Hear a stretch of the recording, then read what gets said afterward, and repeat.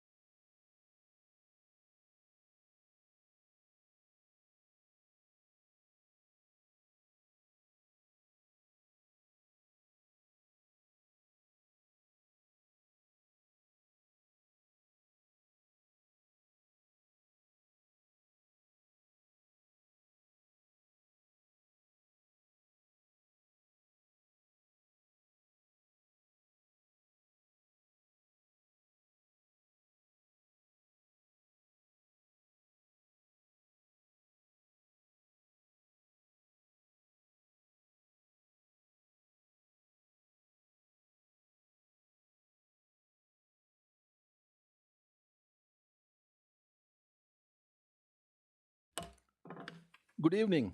The time is now 7 o'clock. The Wayzata Public Schools Board of Education regular meeting for Monday, January 13th, 2025 will please come to order. Will the acting clerk please call the roll? Heidi Cater. Here. Sheila Pryor. Here. Sarah Johansson. Here. Paris Bende. Here. Valentina Ayers. Here. Dan Ginestra. Here. Milan Sahoni. Here. Chase Anderson. Here. Thank you. We have a quorum. Welcome back, colleagues, to another year on the board.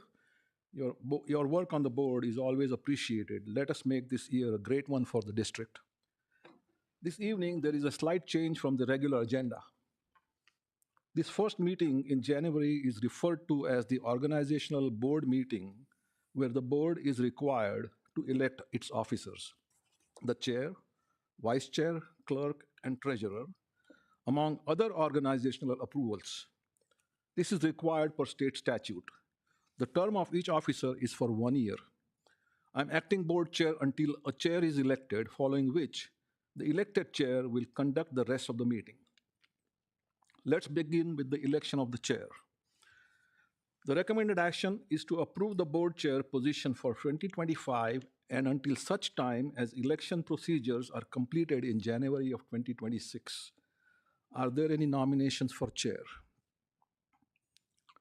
I would like to nominate myself. Are there any other nominations for chair? Are there any other nominations for chair?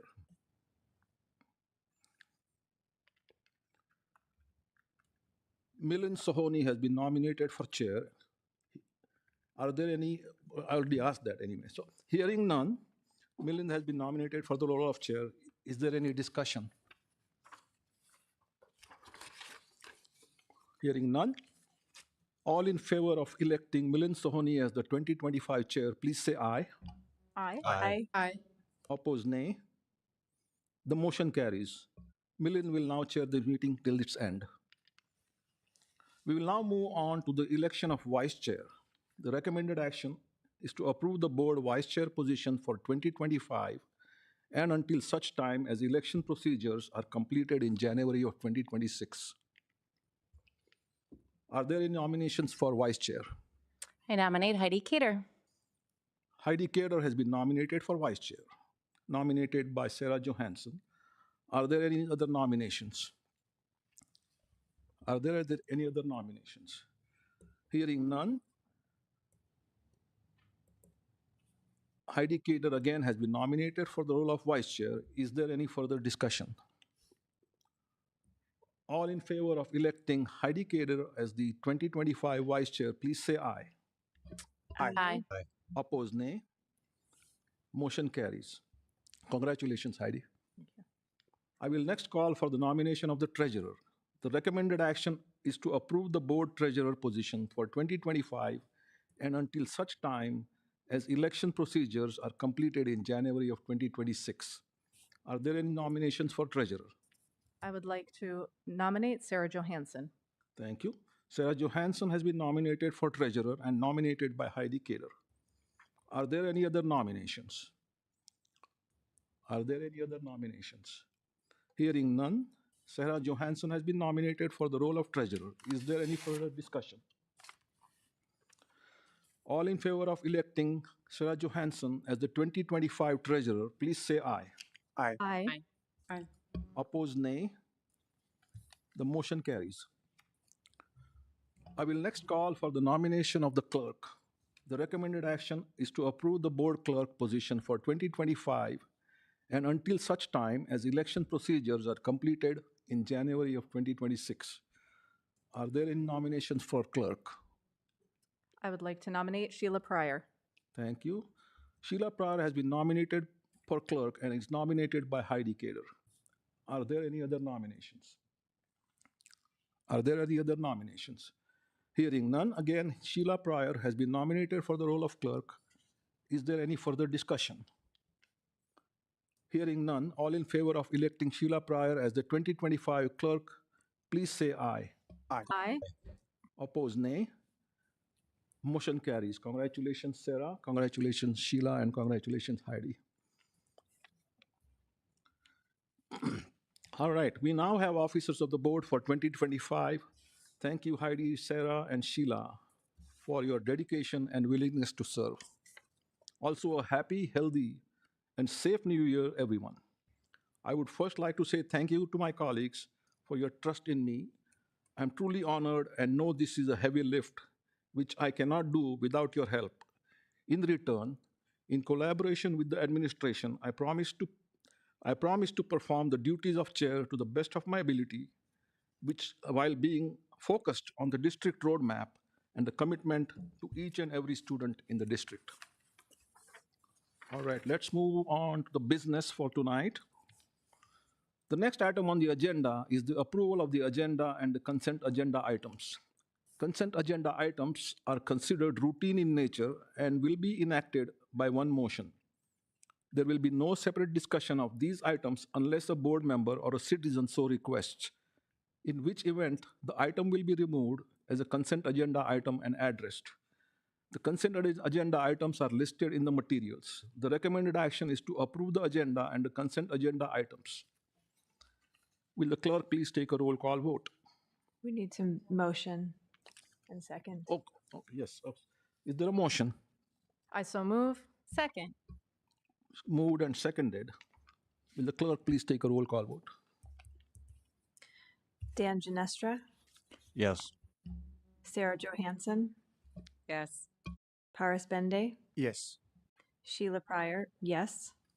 Heidi Cater, Yes. Valentina Ayers, Yes. Milan Sahoni. Yes. Thank you, Sheila. We have an agenda. The next item on our agenda is report from organizations. This section of the agenda provides an opportunity for a Wayzata High School student council representative to report on information and events at Wayzata High School.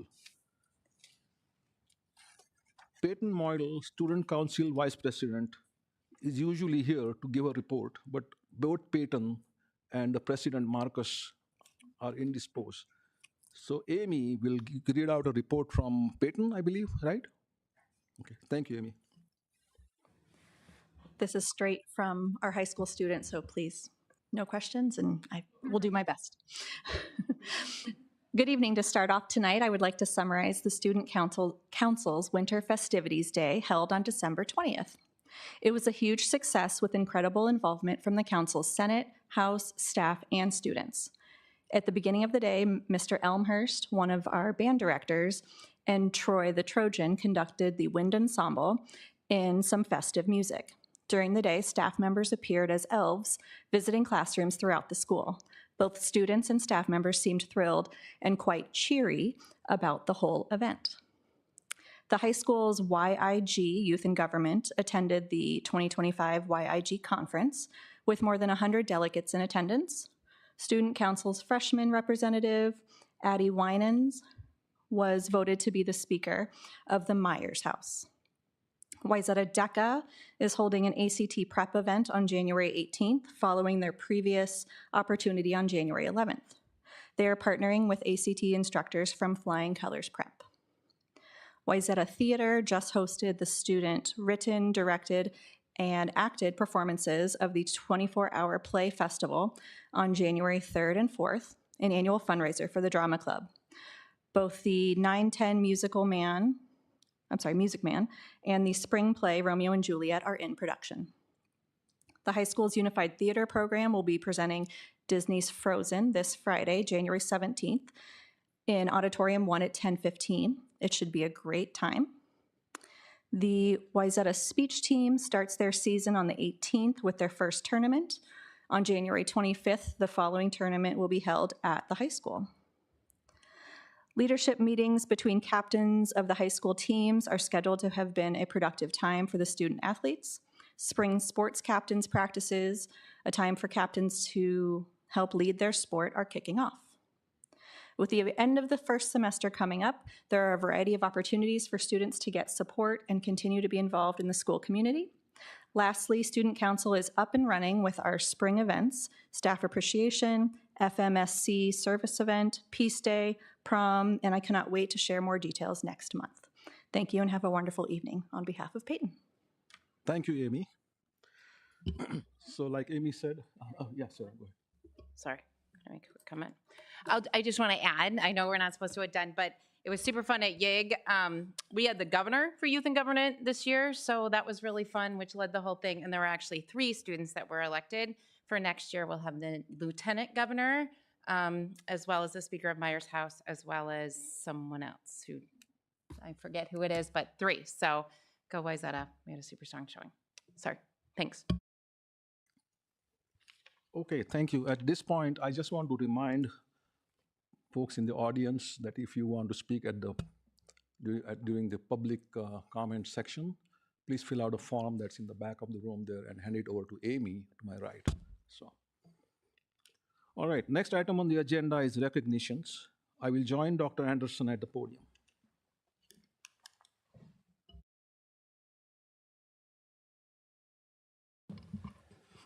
Good evening, everybody. My name is Chase Anderson. I'm the superintendent for the school district, and it's always my honor to convene the recognitions portion of our school board meetings.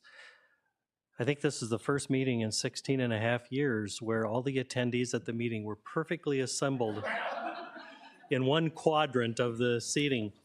If I were an airline flight attendant, I would have to say, I'm going to need to have half of you move to the other side. But those are the preferred seats. They must have had some kind of a lure to pull you into those tonight. But we're happy to see you, and thank you so much for being here tonight. We have 2 recognitions tonight, and it's my honor to first recognize our Employee of the Month from Birchview Elementary School, Megan Treadell. And I would like to ask her to please come forward. Please come forward. You can safely remove yourself from your seat because we're at 30,000 feet or whatever, to continue with my bad metaphor. But congratulations. I'm going to read a script that's been prepared on Megan's behalf and then give her an opportunity to share a few thoughts in regard to her work at Birchview. Thanks to all of you for being here this evening. Birchview Elementary School is proud to nominate Megan Treadell, kindergarten teacher, as the January Employee of the Month.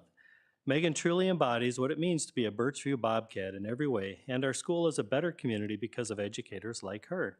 Ms. Treadell is a student-centered, passionate, and gifted educator who is transformative in the work that she does for our students and our school community. Megan brings a renewed positive energy to the field of education and to Birchview. She is deeply invested in this important work and always goes above and beyond for the betterment of our students and our school. Her impact as a classroom teacher is something to be commended and celebrated. In her recent years, she excelled in her role as a 3rd grade teacher, and most recently, she moved to kindergarten. Megan has shared that her dream job was to be a kindergarten teacher, and this year, the opportunity finally came through. Kindergarten teachers are truly gems. They set the foundation for our students for years to come. Megan and our Birchview K team exemplify all of this and so much more. Teachers like her set the stage for our youngest learners of our school.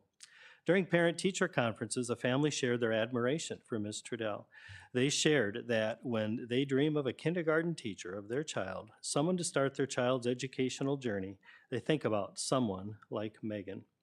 They smiled and expressed extreme gratitude for the work that she does every day. This example is just one of many positive things that others have shared about her work over the years. She takes her job very seriously while also having fun and puts in so much energy to being the best teacher she can be for our students. Megan is a huge advocate for children and always willing to give her absolute best for not only the students she works with, but for all students. Her impact is evident as you often see many of her previous students stop by her classroom every morning. You can also find her at students' events outside of school, cheering them on and being their #1 supporter. Many students have expressed their deep admiration for her as a teacher. But wait, there's more. Lastly, her impact goes beyond the classroom to our entire school community. She exudes positive energy with a bright smile and welcoming demeanor with everyone she interacts with. She goes the extra mile for the wider community by doing things such as organizing our school community garden, planning our first ever literacy night called Camp Read a Lot, and designing fun projects to enhance our school community. If it is good for kids, Megan is always willing to step up, take initiative, and do whatever it takes to make it happen. She's not only a phenomenal teacher, but a tremendous colleague. She's the ultimate team player, and when a colleague needs something, she is quick to volunteer to help.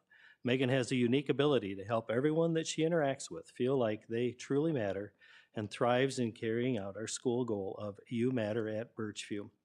Birchview Elementary School is thrilled to recognize Megan Trudell as the Wayzata Public Schools January Employee of the Month. She is very deserving of this recognition, and Birchview is a better place to learn and work because of gifted educators like Megan. Congratulations to you, and now you have...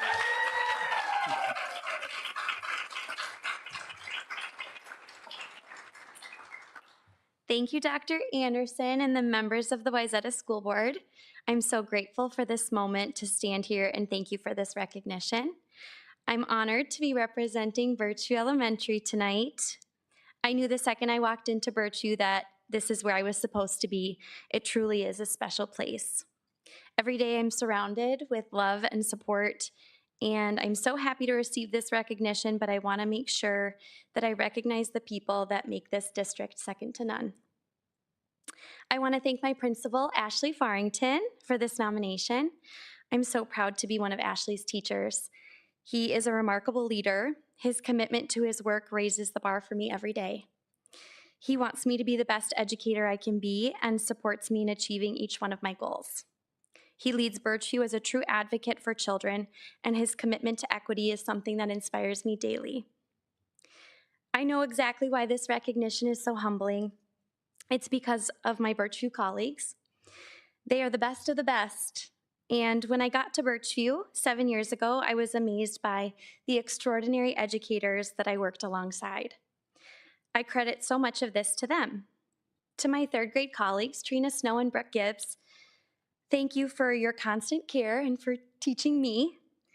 To my new kindergarten teammates, Andrea Cochran and Adele Burling, I really do think I hit the jackpot with the two of you. You inspire me, and teaching kindergarten is no joke, but you two make it look easy. Thank you for being there for me during this transition in my career. To my kindergarten para, Lisa Rocca, I really could not have made my move to kindergarten without you. You are really amazing at what you do, and I learn from you every day. To all of our paras, you are the unsung heroes of America's education system. And I thought, since I'm up here tonight in front of the board, I think we should name some kind of holiday after them. Always at a public schools, no school, para holiday. Yeah. We can vote on it. Absolutely. Okay, yeah. Yes, Birchview is filled with highly skilled educators that make a difference in our kids' lives daily. But they are also my second family and the most genuine people I know. They are also some of the funniest people I know, and I love going to see them each day. Thank you, Birchview staff, for always lifting me up. Our Birchview students are the heart of our school. They make this job so meaningful. I want to thank my kindergartners this year and all my third graders in years past. You make this job so full of humor, and you make this job so full of hope. I want to thank the families at Birchview. Thank you for sending us your most prized possessions every day. What an honor this is when we really stop and think about it. On top of that, these families are so supportive and make Birchview the beautiful community that it is. Lastly, I want to thank my family for being here to support me tonight and for supporting me every other night ever. Especially my mom and my dad. Sometimes teaching means making sacrifices. I learned to make sacrifices from my dad. For instance, tonight he is at the Wayzata School Board meeting instead of watching the Vikings. Thanks, Dad. Give us a wave. Yeah. But my parents did teach me about work ethic. My dad is the hardest working person I know, and he taught me to give my best to my career because it will add purpose to my life. My mom also taught me this, but she taught me that giving my best to this career adds purpose to the lives of my students as well. I want to recognize my mom tonight. My mom retired this past spring from her teaching career, one that she should be so proud of. I turned 30 on Friday, and woohoo! And to stand here feels like the most remarkable way to wrap up my 20s. I really do consider myself a career woman, not like someone who's climbing the corporate ladder, but someone who's really, truly, deeply passionate about their career. And I am. I'm so passionate about education. Thank you for this recognition, Dr. Anderson and the Wayzata School Board. It will be something I hold close to my heart forever. Thank you.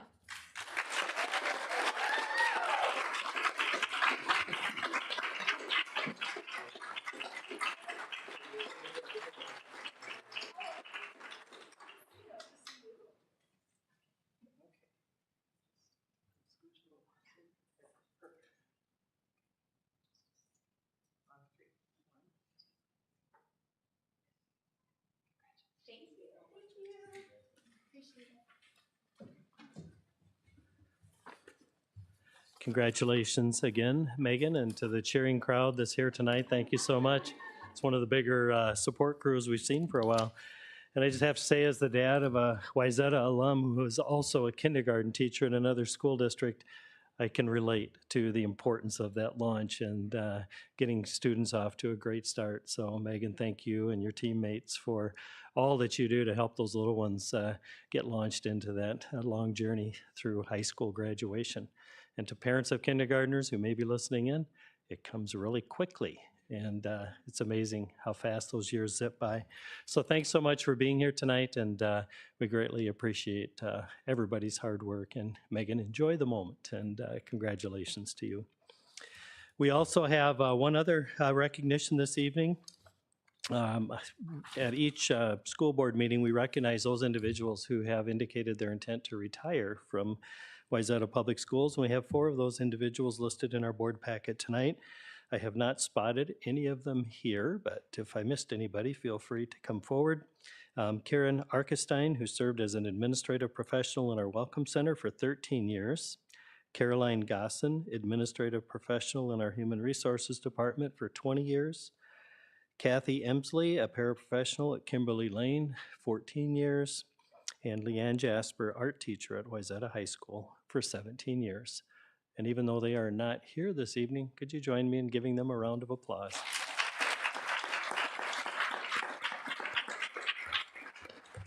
I'm sure they're at home watching our recognitions on YouTube or the Vikings game. I don't know, one of the two. But that concludes our recognitions for tonight. Thank you all for being here, and we'll continue on with our board meeting. Thank you so much.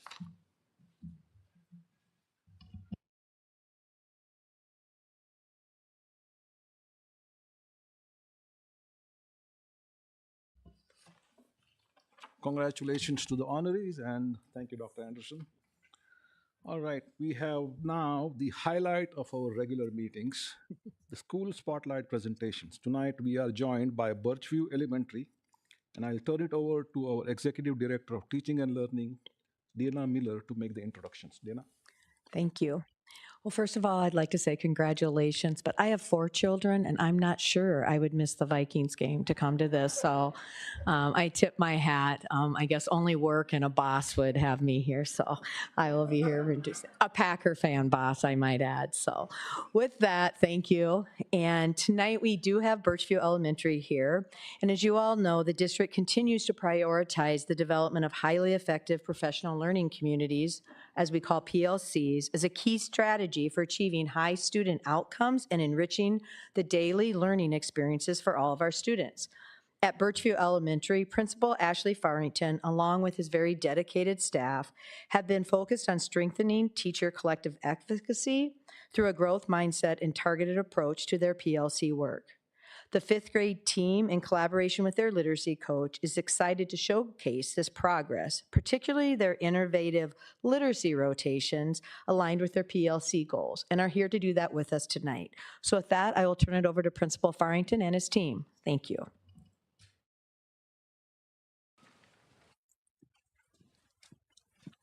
All right, members of the board, thank you for having us. And before I even get started, this is what we get to work with every day, and they're so committed, not only the people standing up here, but all the people in the audience and so many people who cannot be here. But before we get started, I want each of them to introduce themselves so you know who's up here. I'm Ashley Farrington, the principal, and I'll let them introduce themselves. I'm Kate Gaio, the literacy coach. I'm Nick Ladegard, 5th grade teacher. Shelby Schmea, 5th grade teacher. And there's Mackenzie Illatello, who just had a baby a week ago, who rounds up our team of 3 here at Birchview. So today we want to take some time to talk about professional learning communities with an intentional literacy structure and support. Really proud of the work and the effort that they've put together with support of Kate and our interventionists, trying to figure out how we can meet the needs of each and every kid. So on our agenda, we're going to talk a little bit about our district goals and alignment, some of our Birchview goals, our 5th grade designed their PLC goals. PLC work goes beyond just this team and the work that we're all doing, all of our teams. And then they'll describe what it looks like. We'll talk about the collaborative piece that we do to execute. And then our kids, they can't be here because it should be close to their bedtime. But they have a video of them sharing what their experience is like doing literacy rotations in 5th grade. Of course, it's important that we highlight how this work is connected to our district strategic roadmap.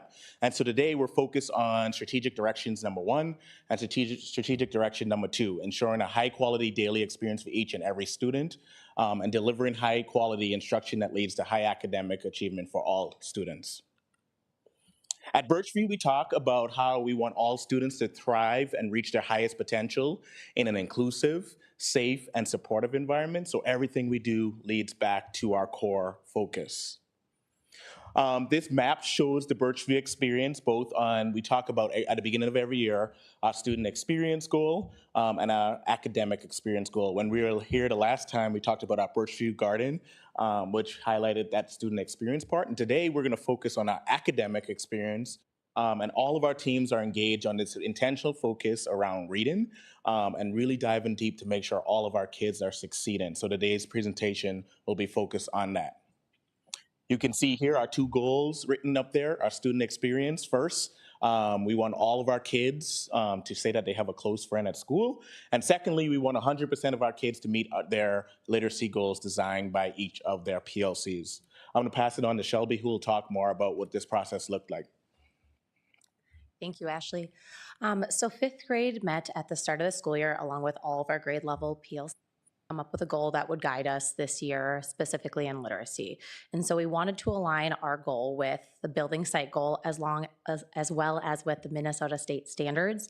And so our literacy coach guided us through an activity in which we looked at the standards and discussed what we thought was most important for our students to master and become strong readers by the end of the year.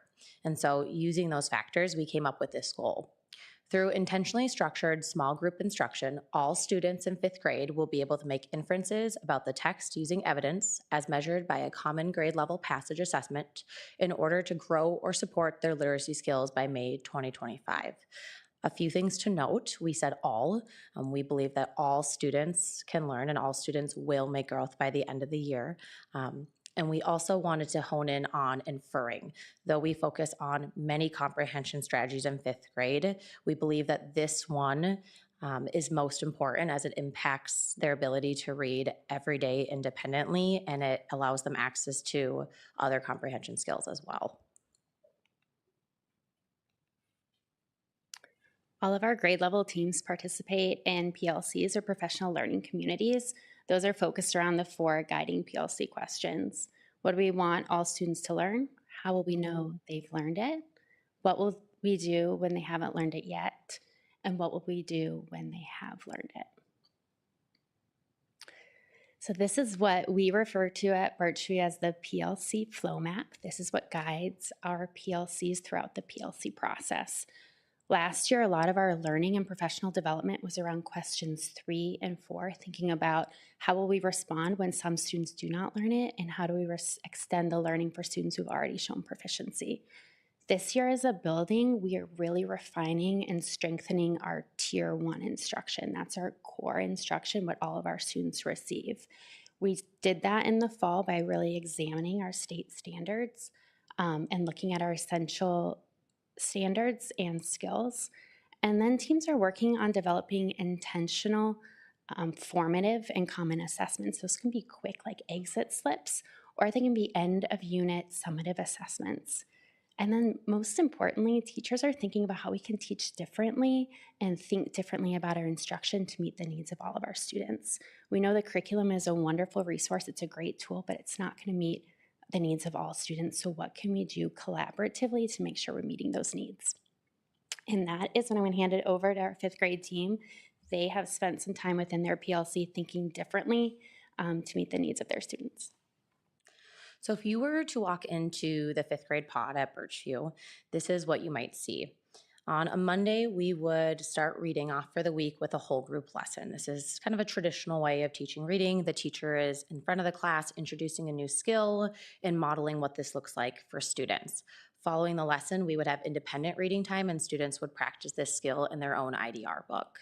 Now, this is typical, but what we've changed in the past year and a half or so is what the rest of the week looks like. So on Tuesdays, Wednesdays, and Thursdays, we now do reading in a small group format through rotations. And so my colleagues and I started this last year, and after observing some of the younger grade levels who do rotations on a more regular basis, we were able to implement this in the upper grade or in 5th grade. And so at this time, some students are working independently on activities while other students are working in a small group with their teacher. And this way, we're still using the curriculum, but we're able to differentiate it so it fits each student's needs. We find that this process works a lot better. We've seen this in our data, including our MCA data. Not only is it student-centered, but we're able to really hone in on the standards like we decided we wanted to at the start of the school year. And it also allows for us to change groups and make changes more quickly than maybe we would have been able to in the past. Most importantly, students are able to practice and extend their learning on a much more regular basis. Rather than listening to a story and talking for 30 to 40 minutes as a class, they're able to practice different activities, 3 or 4 a day within 20-minute timeframes. And this also helps them stay engaged as well as build independence as they're moving themselves or transitioning themselves almost entirely on their own at this time, since students are also working with the teacher. So how do we make this happen? This is really possible because of our PLC and how we use our PLC time. We track students' progress in 2 different ways each unit. One way is what we've always done, and that's tracking by an essential skill. So an essential skill in 5th grade would be a comprehension strategy, like analyzing text features, making connections, or asking questions. So we determine what we think is the most important skill per unit, and that's what we work on during whole group lessons as well as small group reading rotations, that unit. And sometime by the end of the unit, we assess students' progress towards independently applying that comprehension skill. And then note that here on this living document. And you can see there's also comments because we like to come back to this. Typically, we're only able to actively teach 1 skill per unit and then we move on. But this way, we're able to go back and help students who did not yet master that skill throughout the year so that they're able to use it by the end of 5th grade. Now, the other thing we're tracking is our SMART goal, or our students' ability to infer and to use text evidence. So that data looks different throughout the year. The assessments are similar, but we're using different passages each month. In this way, by going back each unit and plugging in new data, we're able to see students' progression throughout the year and whether or not they're making gains towards our SMART goal. And once again, this helps us go back and decide what's next. What are our next steps? What are the trends we're noticing? Is it something we need to switch as a team or maybe just with specific groups of students? So how do we define what's success on these assessments? Well, each time we are ready to give an assessment to students, we first have to think about, well, what are we assessing them on? So as a PLC, we create something called success criteria. Basically, it is a rubric. And so as a team, we spend time, typically it takes about 1 PLC meeting to come up with this. So it's a 1 to 4 scale, and the goal is to score a 3 or above. Students see this slide here, but they also see an example of what a 3 might look like, so they know what's expected of them. And so we introduce this to them as well, and then try to give them as immediate a feedback as possible so they know how they did and what their next steps are. This also provides feedback for the PLC, so then we know what changes we need to make or what we're ready to move on and conquer next. I'm going to pass it over to Nick, who's going to tell you a little bit more about what we're doing during these rotations. All right, so on the left there, that is a screenshot of what we use every day in literacy rotations. We show that to the students every day, and they're able to see the expectations for the activities that they will do in that given day. On the right there is our schedule, and I'll get to that in a little bit, but first we're going to start on the left with some of the activities that we do during literacy rotations. The light bulbs, the colored light bulbs that you see on the screen are groups, and there's 5 groups in each classroom. 5 separate colors, and the light bulb is in a certain place, which explains which activity you are going to be doing during that time. And then obviously we can move them around after rotation, and that shows which rotation you would go to from there. I just want to go through some of these activities to explain what a given literacy rotations day would look like. The pink light bulb right there is on the in-classroom rotation, which is with the teacher. It's usually a group of 4 to 5 students working with the teacher, where they can work on skills and really get a collaborative experience with a teacher, where they're able to ask questions and take risks. And we like to see student growth in those small group teacher rotations. Where that yellow light bulb right there is in the breakout space rotation, that is a place where students meet with a literacy coach or a coach that will extend student learning. And that's another place where students could go for an activity. The skills practice on the right, that is a activity where students would be able to practice the skills they've learned in previous weeks and previous lessons, and skills that they've also worked with on the teacher in that given day. Right below that is word work, where that green light bulb is.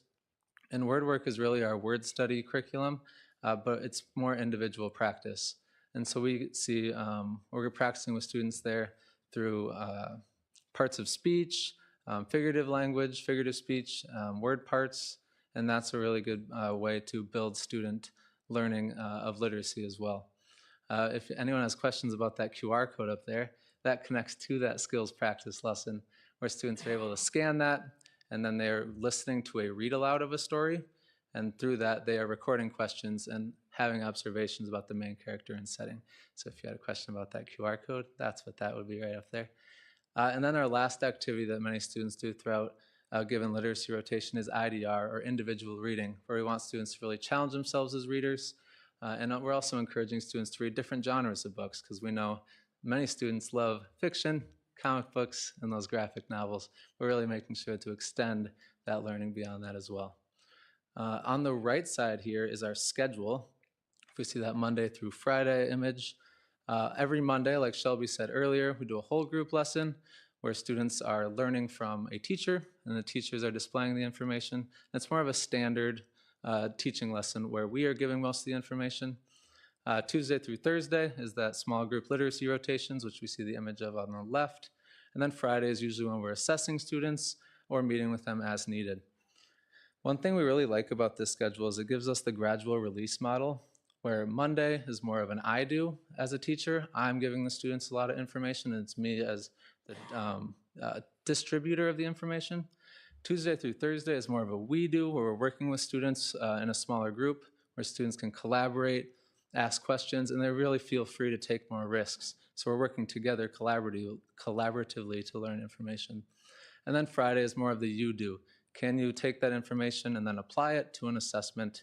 And all of that combined makes a really good week for literacy and learning it as a classroom. One other thing I'd like to touch on is the pink and purple groups. You see that we meet with them twice a week. Those 2 groups were identified as high or some risk by the FastBridge assessment data.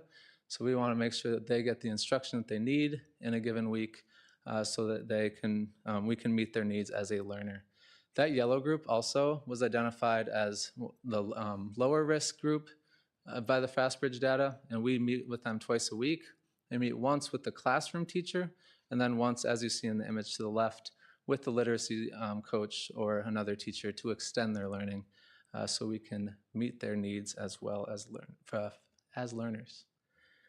All right, our second, right here, we are going to be talking about some PLC data and how that informs our instruction as teachers. So in our PLCs, we really focus on our students, and we're able to identify our data and see trends and data points and see how we need to inform our instruction. So if we see lower scores in a certain topic, that's more likely to be addressed in the classroom rotation with that small group with the teacher, because you're able to work more one-on-one with the student and identify where that misunderstanding really is. We're also like to use the independent events on the right there to review some information and also extend it. As many of our students have a firm understanding of something, how do we then challenge them and help them learn and apply it to real life situations on the right side? Also, the independent stations also help with refreshing information, as many students often forget something after a couple weeks or just need a quick reminder, and so those stations are also beneficial there.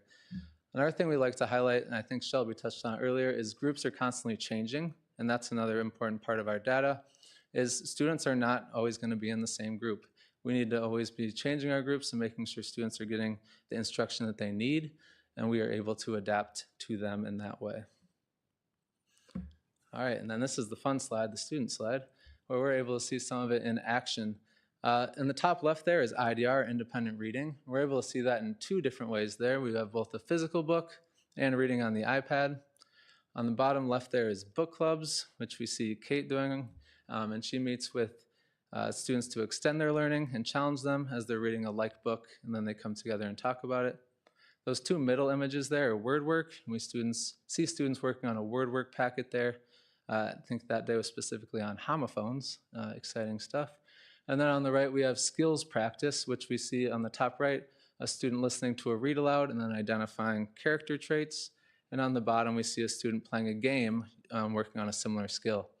One thing we like to highlight in all these images is there's different modes in which we can use these independent practices, right? And we want students to be engaged and making sure that they're motivated to do this work, because we are going to be meeting with 4 to 5 students during that time.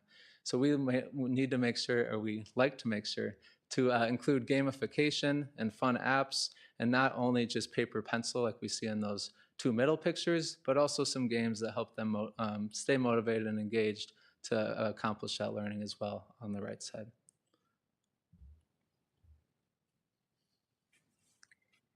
We know through Hattie's research that collective efficacy is the #1 indicator of student achievement, and that's the belief that all students can learn at high levels. And we could not be able to do this work without working together as a whole entire staff. So the way our PLCs are organized at Birchview, we meet on Thursdays for roughly 60-ish minutes, and we have created this schedule to allow other staff members to join. So reading interventionists, EL teachers, special education teachers, so all voices can be a part of those conversations as we're thinking about meeting the needs of all students.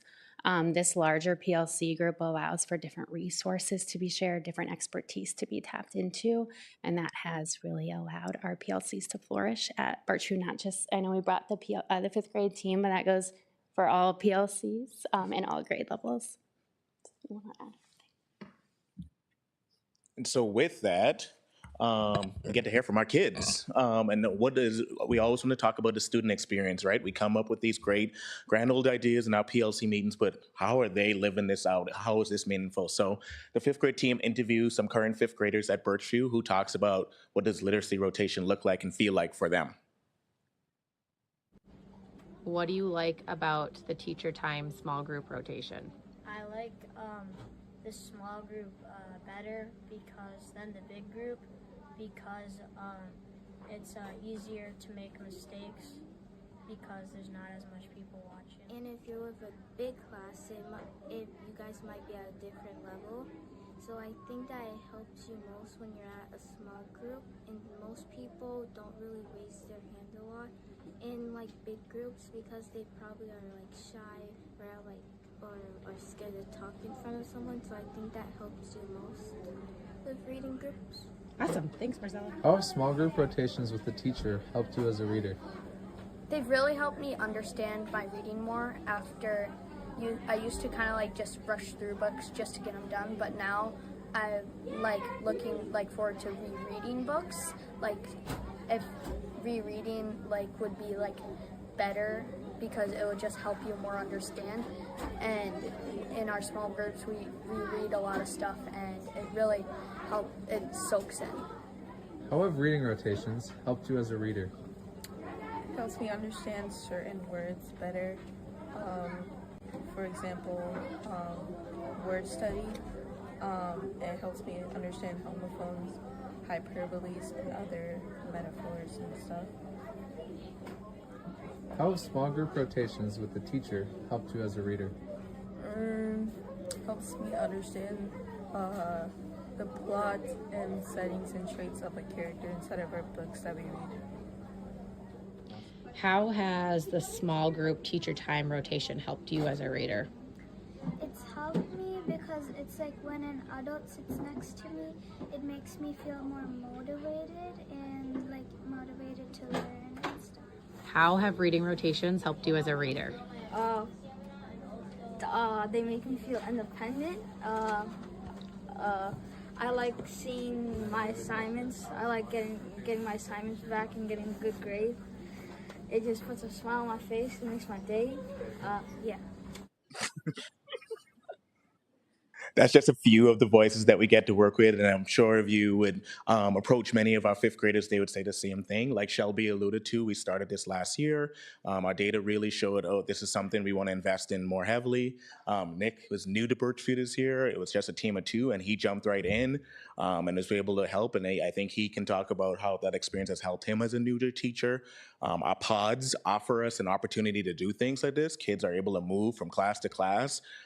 Kate, being at our school full time, has been super helpful to be able to support teachers right in the moment with that, the coaching, and she's still getting a little bit of what it's like to be a teacher, so then she can go back and help them. So a whole collaborative effort, and me as a principal get to sit and watch this magic happen and help sometimes, and seeing how all of this comes together and really, really impact the student experience. So to wrap up here, the 5 things that I wanted to talk about, we wanted to talk about is we want to have that through line, right? When we talk about how is our district goals that align to our site goals and then align to our PLC goals. And you saw that through this example. We always want to be data driven. Kate mentioned this. The curriculum is a resource. And how do we use the data and use the expertise, which is our teachers, to figure out what do we need to do to change our instruction to meet the needs of our changing kids every day. The collaboration to benefit our students. Megan, when she was up here, talked about our and our at Birchview. We use that word our, it's not my. We can easily go in one classroom and just focus on my students, but we can do even better work when we embrace this our, right? Shelby's taking a group of kids, Nick is taking a group of kids, Kate is taking some kids. Our interventionist is also part of that process. Our special ed teachers are part of that, and then bringing it all together to help each and every child reach their highest potential. Shared accountability and responsibility. We are as strong as the people standing next to us, right? And so we share that responsibility. I think Nick, as a newer teacher, can talk about that. How do we all share this load when this job is really, really hard? And how do we hold each other accountable, because we all have to do our part? And then that ultimately leads to our desirable student experience. We want all of our kids to reach their highest potential. We want readers at Birchview. And as you heard from that video, so many of them are just really, really, really excited about that time. Not only do they get individually with their teacher, but also the time to be independent learners as they transition into middle school. So super proud of the efforts here of our 5th grade team. It's just a small example of what all of our PLCs are doing each and every day to make things happen for our kids. So thank you for this opportunity. We really appreciate it. Anytime we get the spotlight, happy to be part of that. So thank you. Well, thank you, Principal Farrington and the others. Thank you for the insight that you have provided in your 5th grade PLC communities and how you want to improve literacy, obviously, and the SMART goals achievement of 100% by May of 2025. So, board colleagues, any questions, comments? I have one question. Thank you for the details. One quick question. So the rotation, can you elaborate more on that? So when you look at the 4 guiding principles, so that 3 and 4 where who has learned or who hasn't, is that based on that rotation, or how do you rotate once you form the group? So we have different students working on different independent activities. So there's always a group of 4 to 5 learners with us, and we try to keep learners grouped together based on the data. So that way we can work on skills that are going to be relevant to them. And then while other students are completing activities, those look at what might be just right for them. So for example, some of our students with IEPs are practicing something a little different based on what we came up with their case manager. So they're still practicing the same skills, but maybe using a different passage from a different grade level, or maybe doing word work, but practicing a different skill within word work. And so we meet individually with students so they know what they're doing at that time, and then go over all of it in PLC and outside of that. We also, our small group teacher time rotations end a little bit before the entire rotation system ends. And so that allows some freedom at the end for teachers to walk around and see student work and to talk with students about their work and kind of also get that straight level data to determine whether or not what they were doing independently was just right for them. Okay. Does that answer your question? It does, but the next question is, do you see, so beginning of the year, you have groups, then you start rotating them based on the outcome, if you will. Do we get to a point where now, again, looking at different groups, each group will have similar talent? And is it recommended that way, or would you rather have mixed talent in each group? You know what I mean?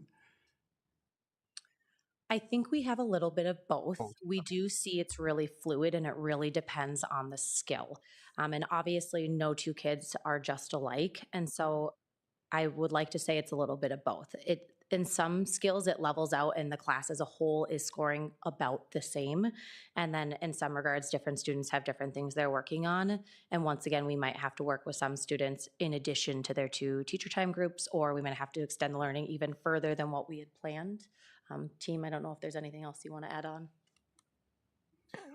Yeah, and I think to build on what she said too, one of the best parts I think is that responsiveness of what we're seeing.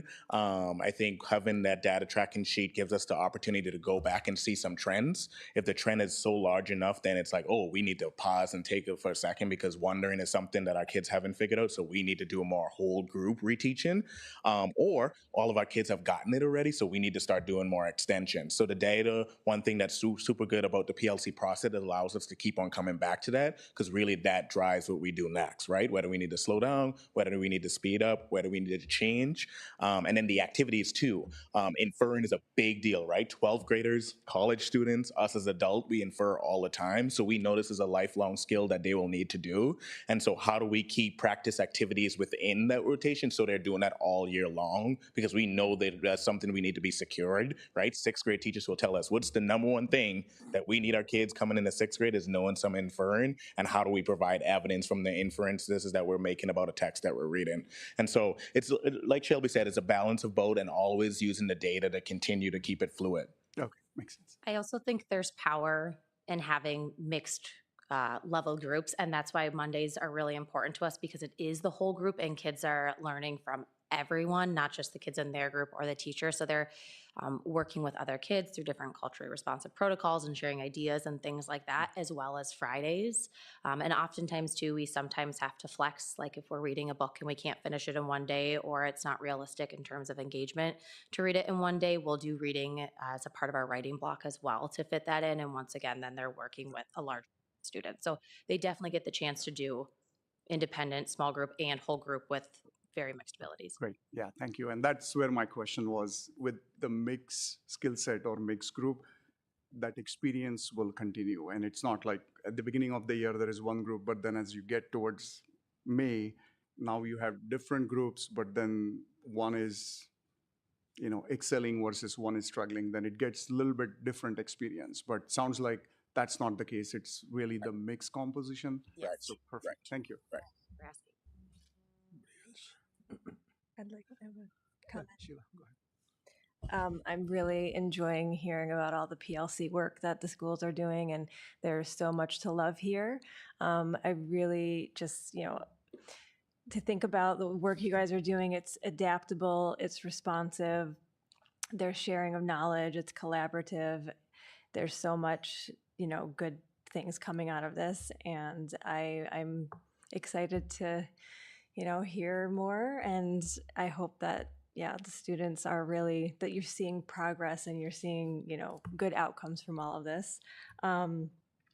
what else did I had a question? It was about the pods.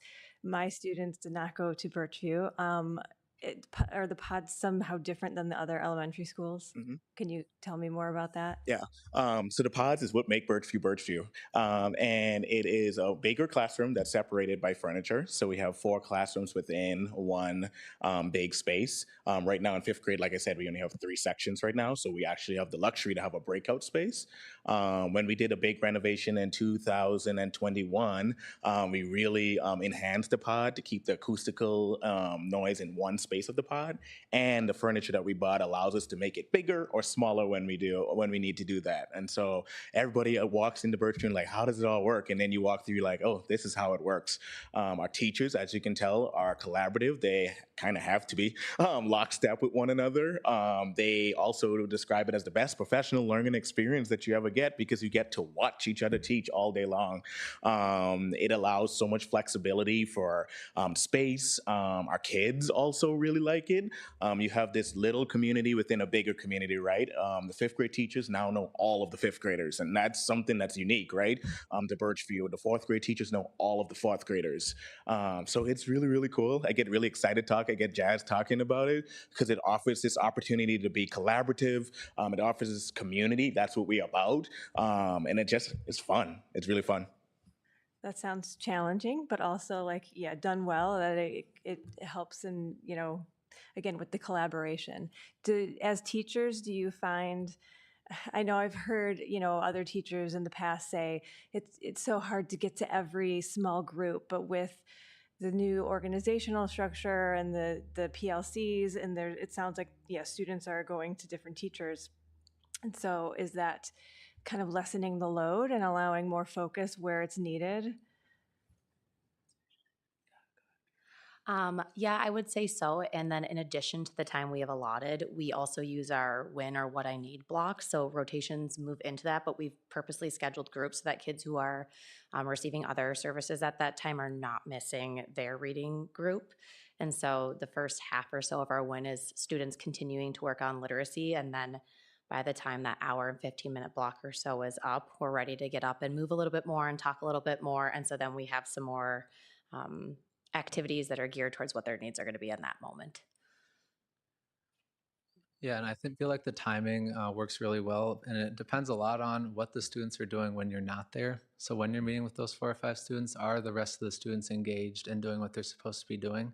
Because it's pretty easy to get through a 15-minute session of the rotations if it's uninterrupted and it's good quality time, right? And so making sure that those independent events or activities are engaging and they're really doing what they're supposed to be doing, that helps us get through all the rotations pretty effectively. Thank you. Thank you. This is amazing. I loved seeing really proud students telling us that their teachers and their lessons help them to feel independent and motivated. It was really powerful. So thank you for that. I also loved the thoughtfulness about your timing, so that you can make sure we know that our students thrive when they're part of a village, right? And the collective efficacy that you're talking about. And so scheduling that when all the people that are important in a child's learning journey is there is important. So that's awesome. I'm going to build on the pod question and ask a second question with it, which is, this seems really powerful in how you do it. Do you need to be in a pod to implement that? And do you need to be teaching literacy to implement this process? And so are there ways that you take this, even if it looks a little different, and do it in other subjects? Yeah, these guys are probably see me coming in, they're like, here he comes with another idea. But they are now starting to dabble in math on the math side and how that looks like and sounds like and feels like, especially in 5th grade math, where we have a wide range of abilities. Do you need to be in a pod? No.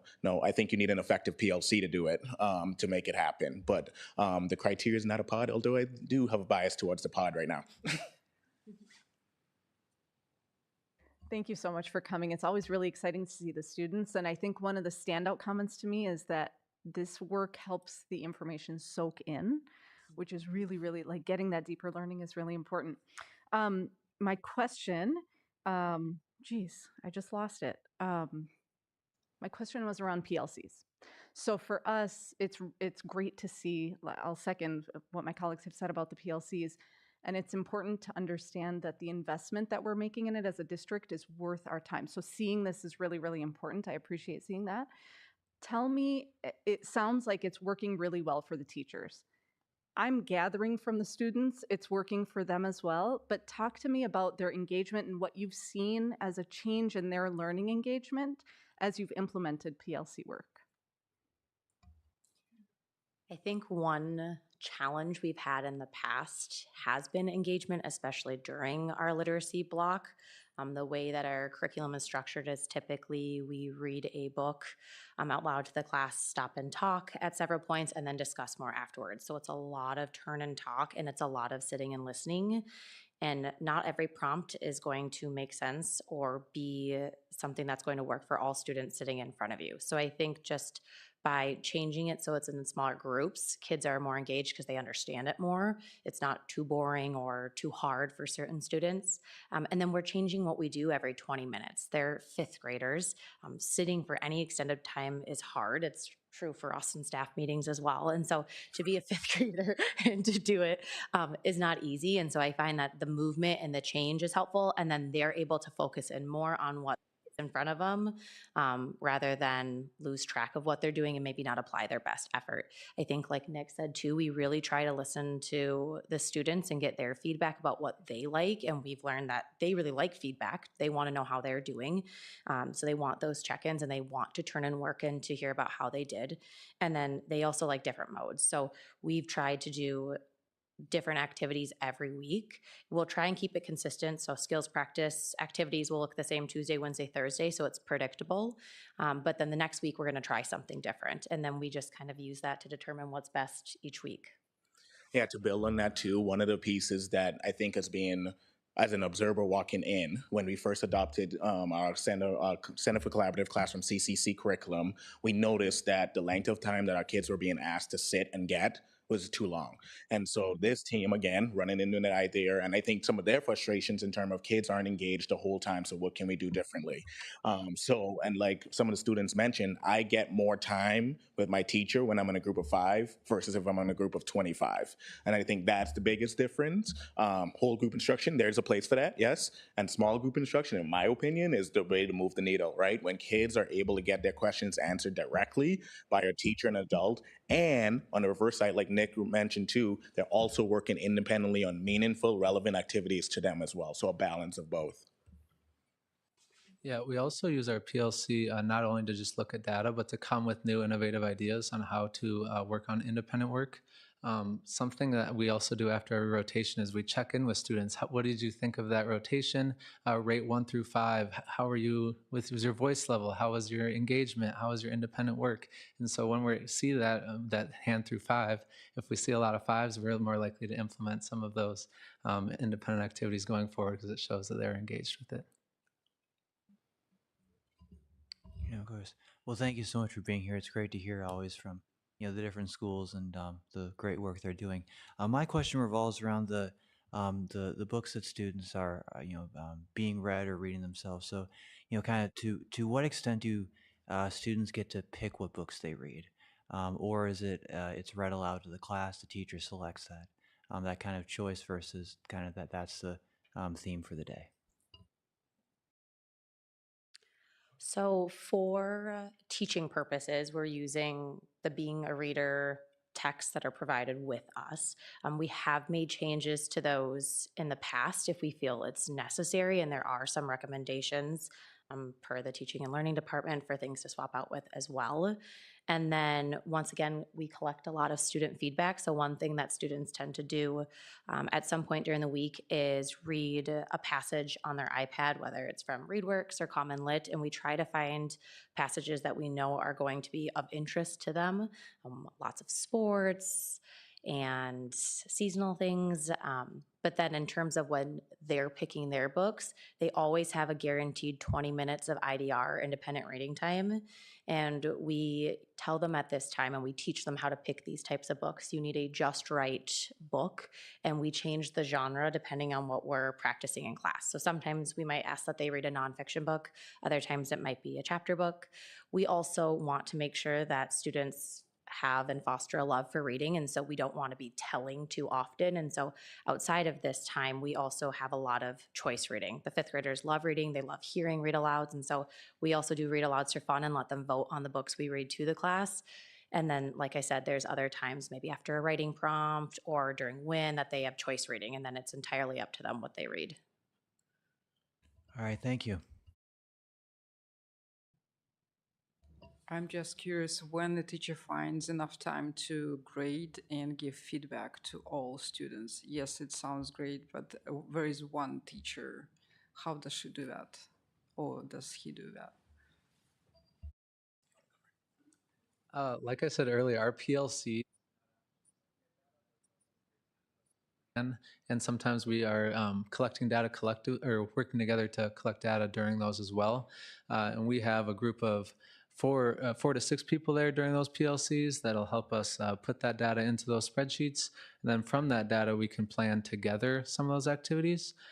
Grading is something that we find time for, and we have a lot of apps that actually help us. So we like ReadWorks passage, where we would give those to students, assign those to students, and then we want the skill inferring to be one of the highlights. And then it will grade it for us, and we'll be able to see how did they do in inferring during this independent event, and then we are able to take that data and see how to use it going forward.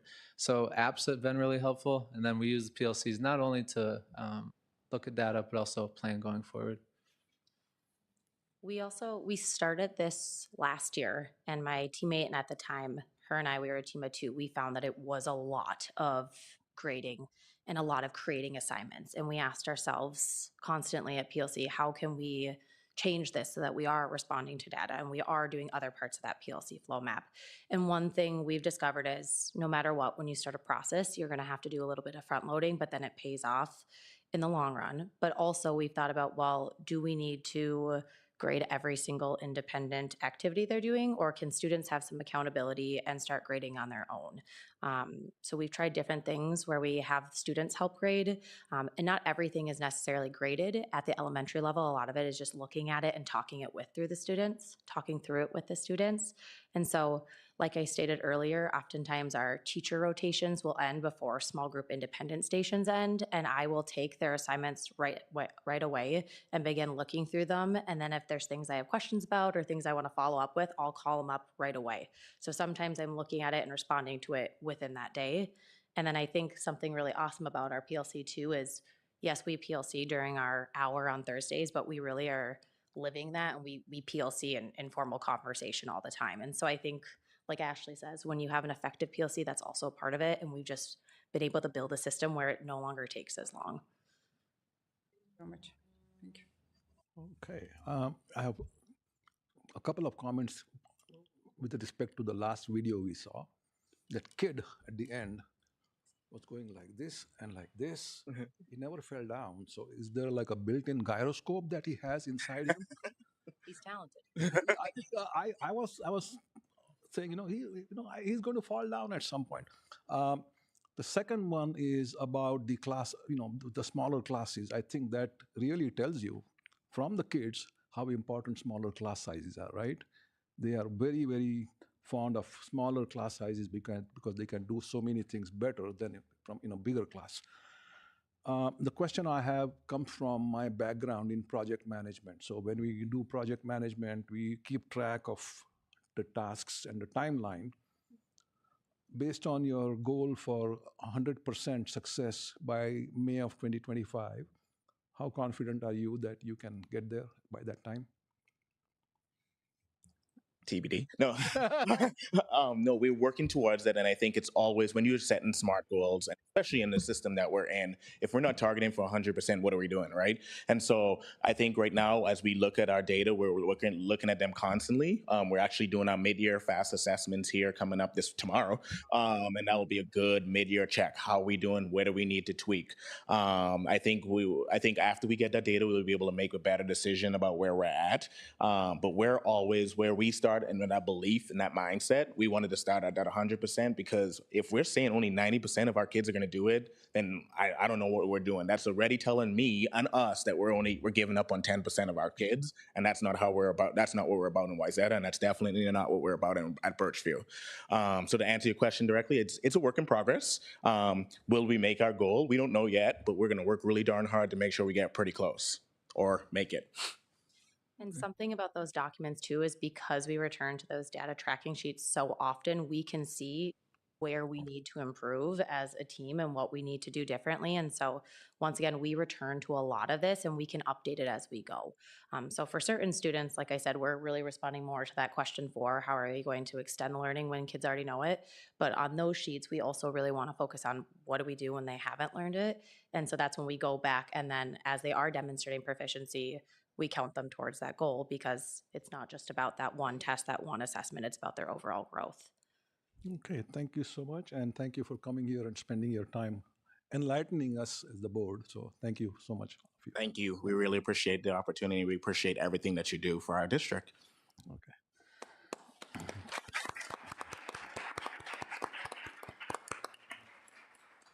Okay.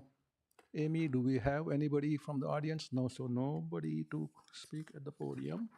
Moving on to the next item on the agenda, which is the administrative reports and recommendations. There are no superintendent and teaching and learning reports.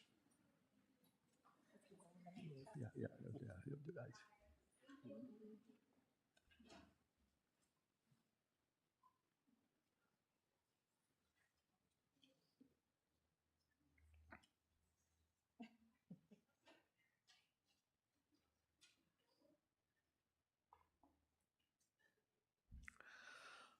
Okay, so the next item on the agenda for admin reports is financial reports for the month. Thank you, board members. Hold on 1 second. Let me introduce you first. Give me 1 second. Okay. Is financial reports for the month ending November 2024, presented by Executive Director Scott Lesage. Scott, all yours now. Perfect. Thank you. Thank you. Board Chair Sahoni, board members, Dr. Anderson and Rachel, thank you for sticking around back there. So I thought these last few months, I thought I would get a crowd every time, but apparently that won't be the case. So back to normal.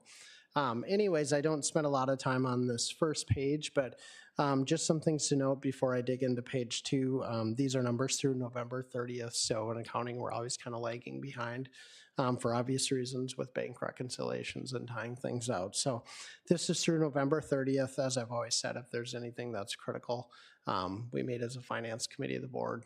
Sarah and I meet also planning committee, so you would be well aware. So as I said, these are through the first 5 months of the fiscal year, and then we're currently in the process of working on the revised budget planning. So David and team, in collaboration with Human Resources with David Lutz and their team, we are working on getting that through. So I think Dave Draskovich's door was shut for a lot of the day today. It probably will be for a lot this week. So he needs to get one of those lights like Dave Lutz has, so then I know if I can bug him or not. So yeah, but we will be coming to the board with that. We always do come with a revised budget. That will come in February at some point. It'll just be the general fund at that time. And then in March, we'll likely bring the community ed budget and the food service budget. Just because we always like to highlight those. If we go to the next page there, that's showing right there. Not really too much to point out. Property taxes are right on par with what our expectations are. When you look at state aids, that can vary significantly. It depends on when we get our property tax dollars in. So as you can see there, we're right in line with prior year. And then the federal dollars, just something to point out, if you looked back last year at the same time or 2 years ago, we have a significant decrease in our federal funds. Obviously, the driving force behind those prior were the CARES-related dollars due to COVID.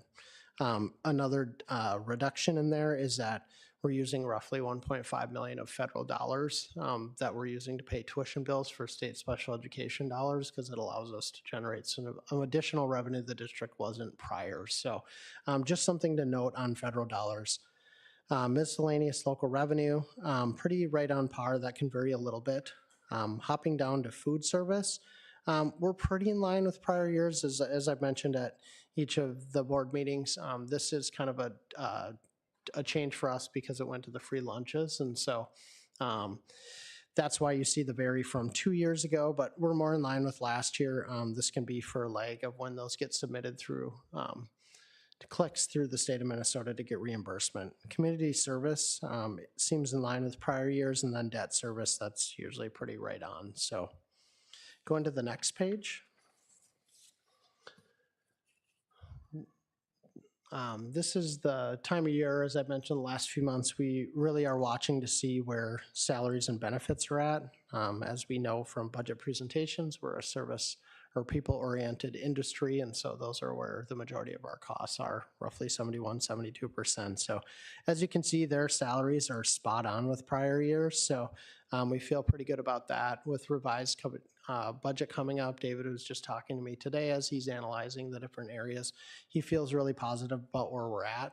If we'll have adjustments, it'll be due to student growth, obviously, and then adding staff for that. And he's been working with Stacy's team with Dave Lutz to tie out a number of staff members. So we feel really good about that. Benefits, I've kind of explained this at the finance committee of the board meeting, but that is an area that we're a little conservative on the front end of it, because with so much, when we have staff turnover, we add new staff, we have to assume that they're going to take the insurance that would be offered to them. If we didn't, obviously that would be a costly error or a costly estimation. So those will get adjusted in the revised budget. And then purchase services all the way down to other expenditures. Those can vary significantly, as I pointed out each month. It depends on when we get billed. So if we get a transportation bill, or as we get our construction bills coming through from our LTFM projects, those can vary. Just looking down, food service, community service fund, debt service, and construction fund, they're all right in line with where we're expecting at this point in time. So no real big changes at this point. And then the final page, I know I keep saying it, but I've pointed this out, I think every month. It is our investment report, but these are, for the most point, are just our dollars available. So the liquid max that has, at this point in time, had roughly 64 million sitting in it. Obviously, we had gotten property tax payments from the county on that. But those are dollars that we can access. We usually just have to wait a day to get them. And then our liquid is what we have available right away. So that ebbs and flows. We're usually transferring dollars ahead of payrolls. So I think David transferred roughly 7 million today ahead of the next payroll. So nothing really else to point out on that. So any questions from the board members? Thank you, Scott. Any questions? I have none. Wow, okay. No questions. Thank you so much for the presentation, Scott. Thank you. Okay, next we move on to other board action. This is typically not something we have any items in, typically the rest of the months, but in January we have a lot of approvals to make. So we'll start with the first one. The recommended action is to approve the 2025, I'm sorry, Heidi will present the superintendent contract. I apologize. So thank you, Chair Sahoni. Let me just pull this up quickly.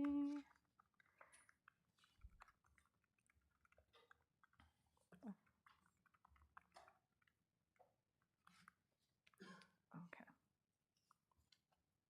Sorry, it's taking just 1 minute. Can she present that here? Yes. Amy?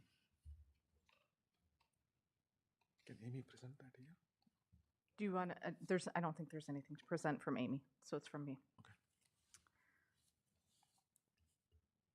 Okay, board colleagues, as you know, we have gone through the process of the superintendent evaluation and now have come to reapproving a contract for our superintendent. The following changes are being recommended to the 2025-2026 superintendent contract. It is for the period of 1 year from 2025 to 2026. All dates within the contract will be updated to reflect the 2025-2026 dates. There will be a salary increase of 2%, and there is some added ESST language. Right. Okay. Thank you, Heidi. So the recommended action is to approve the 2025-26 superintendent contract as presented. I so move. I second. Moved and seconded. Is there a discussion? Hearing none. I do have some discussion. go ahead. Right. I just want to say, do an acknowledgement that the development of a superintendent contract is one of the most important as a board. We have a couple of things that we're statutorily required to do. Hiring a superintendent is one of those things, and it's a process and a procedure that we take really seriously. And that relationship is also something that we preserve and hold deeply. And so a thank you to our administrative support for helping us to move this forward, both from human resources and finance. And thank you to Heidi for leading the team in this process. And an even greater thank you to Dr. Anderson for engaging in this process with us. We are beyond fortunate in this district to have your wise leadership and your deep commitment to our district. And this contract really reflects your commitment and servant leadership for this district. And for that, I am beyond grateful. So thank you. Thank you. I appreciate that. Thank you, Sarah. Yes, absolutely. Echo what Sarah just said. Yes. So thank you for what you have done for 16 plus years now? Counting. Yeah, counting. Okay, good. Thank you. All right. So again, the recommended action is to approve the 2025-26 superintendent contract as presented. It has already been moved and seconded. Finished the discussion. So this is a roll call vote. Sheila. Sheila Pryor, yes. Heidi Cater, yes. Valentina Ayers, Yes. Dan Ginestra, Yes. Sarah Johansson, Yes. Paris Bende, Yes. Milan Sahoni. Yes, thank you. The motion carries. Next on the agenda is committees and appointments. These are very much organizational in nature, but we think it's important to share with our community the work that board members do between meetings. At the December 16th, 2024 special organizational work session, the school board reviewed its committee structure. Individual board members indicated their interests, and a tentative list of committee assignments for 2025 is attached for board approval. Can I ask Heidi to read the assignments and if you don't mind? I'm having a little issue with my throat, so I'll give you that. Thank you so much. I appreciate that. Okay, so the 2025 Board of Education committees include: the first is Facilities Development and Long-Range Planning. The purpose of this is to oversee bond referendum and other capital projects to develop long-range plans for facilities development. The members are, I will be chairing, Dan Ginestra, Milan Sahoni, and Sarah Johansson will be the alternate. The admin liaison is Scott Lesage. The second committee is Finance and Operations. The purpose of this committee is to provide guidance and support to the Finance Department to review CFAC agenda and serve as board representative to the meetings, to provide oversight through the OPEB committee. The members, Sarah Johansson will be chair, Paris Bende, Dan Ginestra, and Milan Sahoni, the alternate. For Human Resources, the Human Resources Committee, the purpose of this is to offer support and guidance to the Executive Director of Human Resources.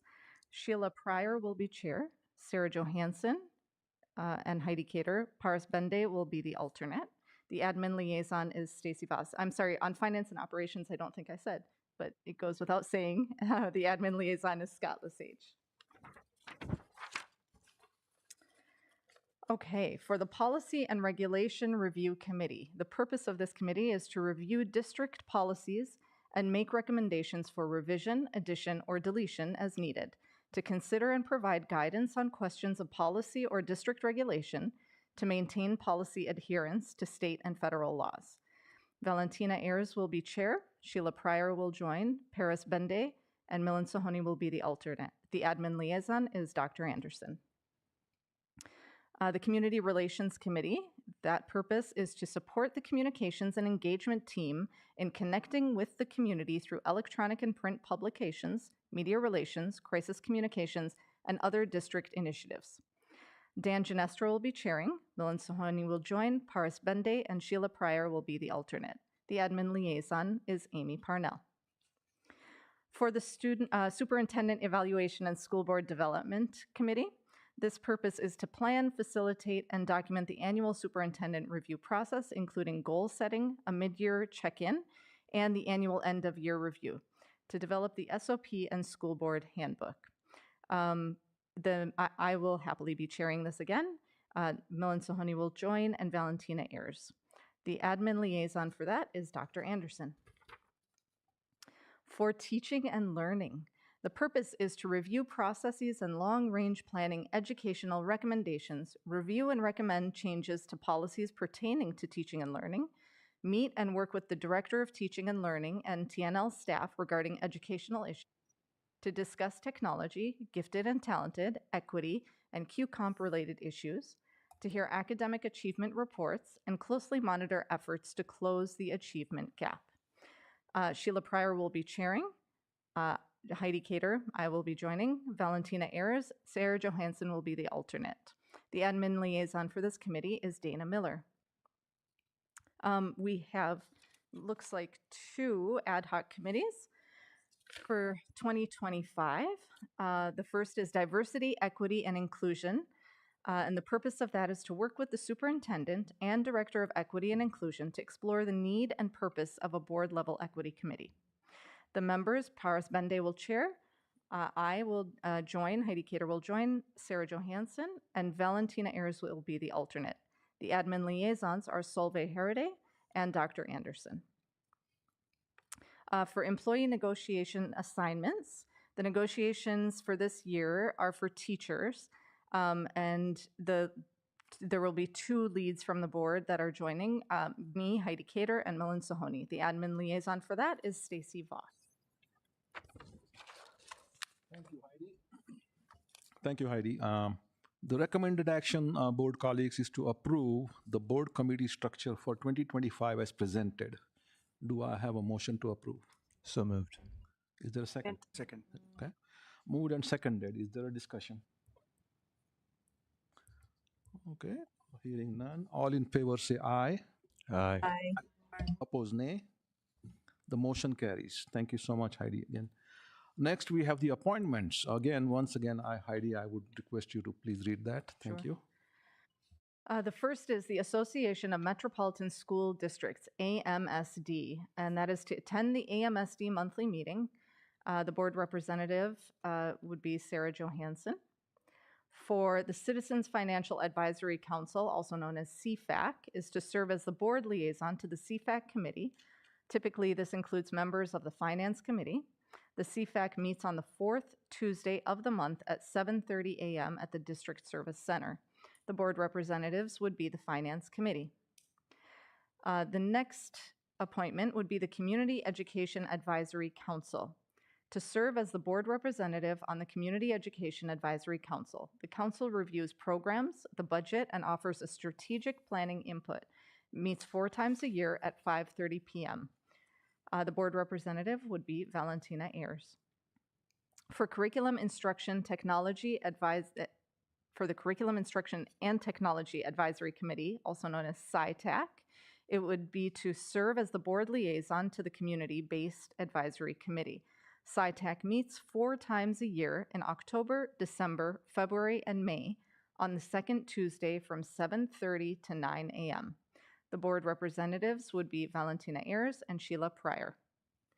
For Intermediate District 287, the appointment to 287 requires the appointee to serve on another school board. Regular meetings are on Thursday evenings at 6:30, 2 times per month, with only 1 meeting in June, November, and December, and no meeting in July.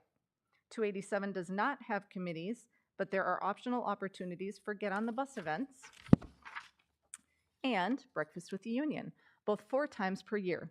There's also an optional opportunity to attend lots of graduation ceremonies at the end of the year. The board representative for this would be Dan Ginestra. Brightworks is the next one. Wayzata is a member of the Metro SQ Service Unit, which is also now known as Brightworks. And every member appoints a representative from the district to serve on the representative assembly. This meets bi-monthly on the third Thursday from 3:30 to 5:30 at the Metro SQ offices in Arden Hills. The board representative will be Sarah Johansson. Minnesota School Boards Association, also known as MSBA, whereas the entire board attends MSBA trainings and events, the school board nominates a member to serve as the liaison to the MSBA in order to ensure a central contract person and the dissemination of MSBA materials. At this time, we also have a Wayzata board member who is an MSBA district director. There are no formal meeting dates and times for the liaison role. The board representative would be Millen Sahoni. The Minnesota State High School League, MSHSL, is to serve as the Wayzata board representative for the MSHSL and keep members informed about events. This meets semi-annually. The board representative would be Sarah Johansson. For QComp, it is to serve as the board representative on the district QComp committee, which is made up of teaching and learning staff, principals, and others as assigned. It meets quarterly in the afternoons to review and address the QComp program. The board representative will be me, Heidi Cater. Wayzata Education Fund, also known as the WEF, and the purpose is to serve as the school board liaison to the Wayzata Education Fund. This meets the second Wednesday of the month from 7 to 8:30 p.m. The board representative would be Paras Bende. The Student Wellness Committee is to serve as the Wayzata board representative to the Student Wellness Committee, which guides the school district's efforts to establish a school environment that promotes a student's health, well-being, and ability to learn. The board representatives would be Sheila Pryor. For rotating board assignments, the District Liaison Committee meets monthly during the first week, alternating Thursday evenings and Fridays at the Noon or Creekside location. This is a rotation. The next rotation that we have where all board members are in attendance at some point during the year is Partners for Healthy Kids. Partners for Healthy Kids is a community collaboration meeting that is comprised of many different health and well-being service providers. It is co-chaired by Kit Swanson from the YMCA of the North and Christina Liebeck, Wayzata Early Learning School. The PHK meets monthly from 3 to 4:15 p.m. on the second Wednesday at Plymouth Community Center for April, May, and September through November, or Zoom for December through March. There are no meetings in June through August. The last rotation is agenda planning. The board chair, vice chair, and a rotating board member meets on the Tuesday before a scheduled board meeting or work session to plan and review the proposed agenda. Okay, the recommended action is to approve the board appointments for 2025 as presented. Do I have a motion to approve? I move. Second. Moved and seconded. Is there a discussion? All in favor say aye. Aye. Opposed, nay. The motion carries. Thank you, Amy. Amy, guys, has done a phenomenal job of putting everything together for us. So your work is appreciated. So thank you so much. All right. Another item discussed at the December 16th special organizational work session was school board compensation. In accordance with Board Policy 220, Board Member Compensation and Expense, the Wayzata School Board must annually recommend compensation plan. The Board recommends no changes for 2025, and the Board will continue to be compensated at the following yearly rates. School Board Directors, $4,700. School Board Chair, $5,500. In addition, for special meetings and work sessions scheduled on days other than regular meeting and work session days, compensation will continue at $50 paid to each attending board member. The recommended action is to approve the board compensation for 2025 as presented. Is there a motion to move? So moved. Second? Second. Thank you. Moved and seconded. Is there a discussion? If not, this is a roll call vote. Will the clerk please take the roll? Paris Bende, Yes. Sheila Pryor, yes. Heidi Cater, Yes? Valentina Ayers, Yes. Dan Ginestra, Yes. Sarah Johansson, Yes. Milan Sahoni. Yes, the motion carries. Thank you, Sheila. All right, finally, in the other board action, we have a vote on the Pledge of Allegiance at our school board meetings.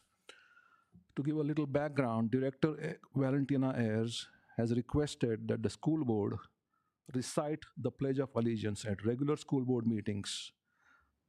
The board discussed the request during 2 work sessions, one in September and one in December, so that members were well informed to decide whether to approve the request. So the action is to approve the recital of the Pledge of Allegiance after the call to order or roll call at every Wayzata School Board regular meeting. Anyone who does not wish to participate in reciting the pledge for any personal reasons may elect not to do so. Do I have a motion to approve? I make a motion to approve. Is there a second? Second. Okay, we have the motion to approve and also second. Is there a discussion? Sheila, yeah. My sense from the community that, you know, whether or not the board says the Pledge of Allegiance is low on their list of priorities. However, if approving it and saying it is going to help us focus on more important things during the year, then I support it. Yes. Yeah, so again, by just saying the pledge, I don't know how that impacts the students' outcome or how that helps more collaboration within board members or with the Office of Superintendent. So again, I don't see the outcome, but that's where my stand is. And again, listening to the community, there is concern with folks who don't wish to say that, but may feel obligated to do so in public forums. So just considering those aspects, I would say no. Yeah, so one of the things that makes Wayzata excellent, and there's lots of things that make Wayzata excellent, but one of the things is our high level of partnership and collaboration. And so when we make decisions, we don't make decisions because of one person's values or what they want to do, but we really look at why we are doing it and how it's going to move the needle or support our strategic roadmap and our equity commitment and our strategic directions. There were a number of things outlined when we discussed this at the organizational meeting related to how does saying the pledge, how could it work to move the needle on student achievement or in some way work to foster an environment with students and connect with student learning. We talked about a stakeholder's perspective that made it say that why are we doing this in a rote way, or do we make it something that's meaningful and inclusive and bringing other people in, or finding out the impact from other communities. We talked about the reciting of this as it relates to other recitements that are done at the start of meetings, such as land acknowledgements and other things. And there was a suggestion at the organizational meeting to work and partner and bring it to our committee structure, which we just reviewed, that we have, to see what that means, and then bring it forward to the board for a vote in a way that is meaningful and is really connected to our roadmap.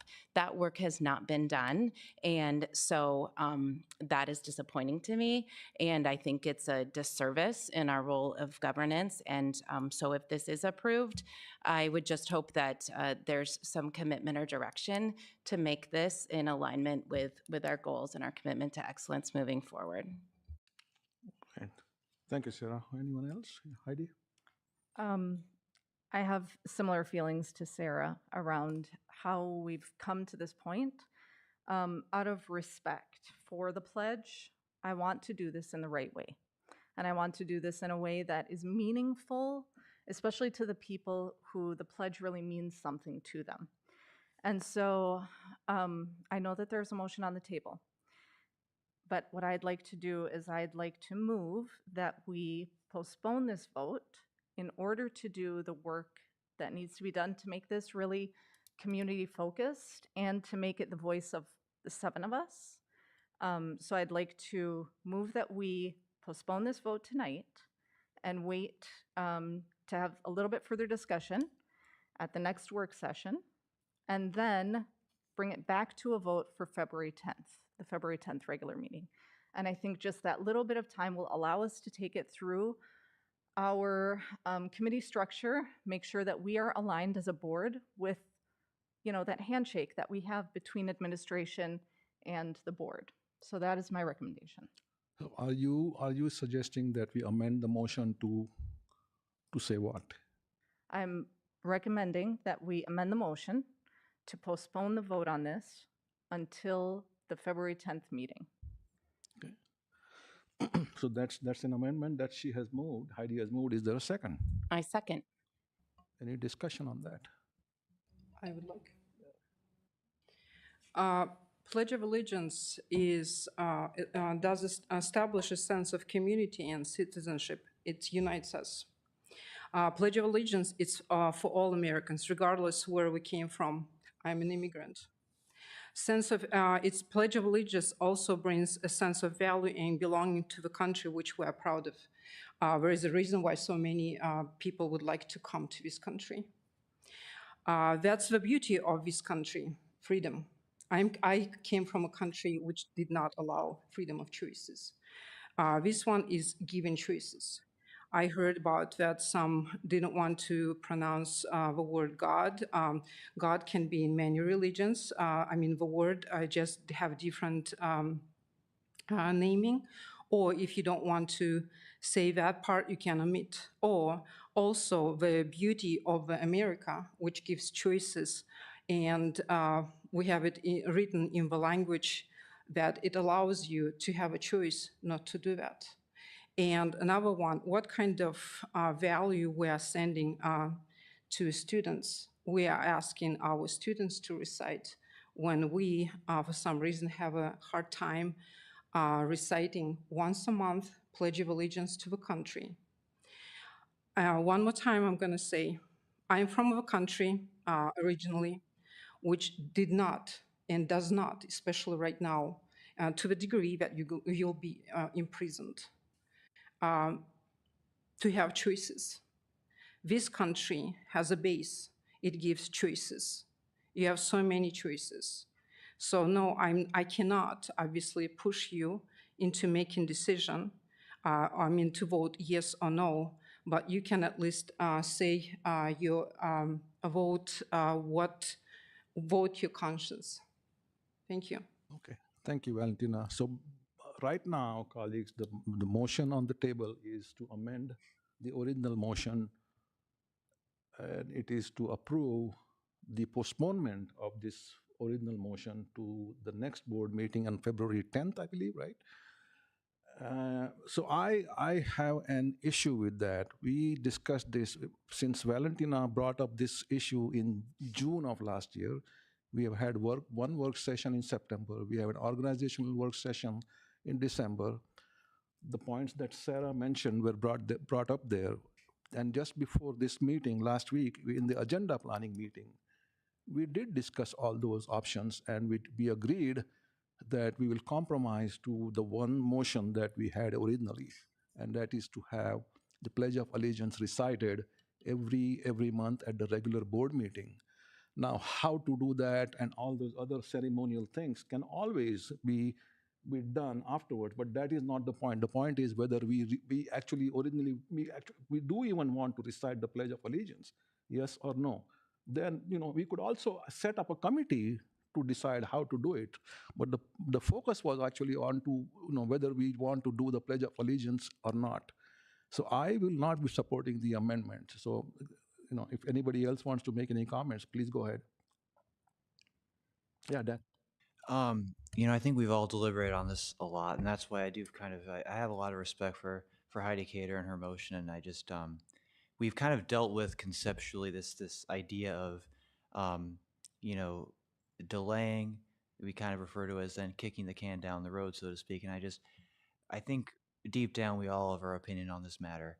And to delay it even more, I think I appreciate what another colleague said, that we have to come down on this, whether it's something that we appreciate or not.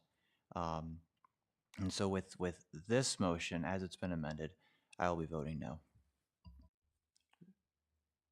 Anyone else? Okay, so let's. I'm going to try and repeat that amendment. Correct me if I'm wrong, Heidi. So the amended motion is that we postpone this original motion to the next board meeting so that we have more time to decide on exactly how we want to do this, or if you want to state that in brief, if you can. Yep. The purpose would be to take it through our committee structure, as we do with all of our decisions and our resolutions, to ensure that we as a board are in alignment with the district, and so that this motion, this resolution comes forward as the voice of 7 and not just 1. Was there a date that you suggested February 10th where we take it up again? Yes. For a vote, yes. Yes, yeah.